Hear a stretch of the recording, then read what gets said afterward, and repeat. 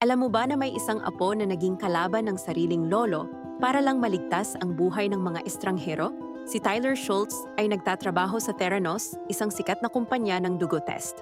Ang kanyang lolo, si George Schultz, ay dating Secretary of State at board member ng kumpanya.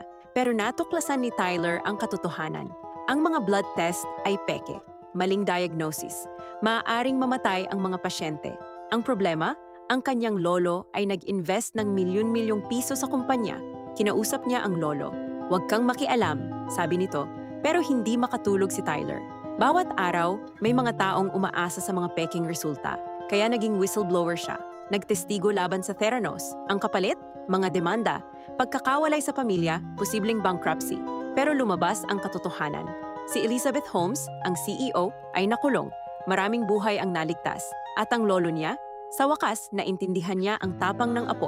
Minsan ang tamang desisyon ay ang pinakamahirap gawin. Pero ang integridad, hindi mo iyon mabibili ng pera.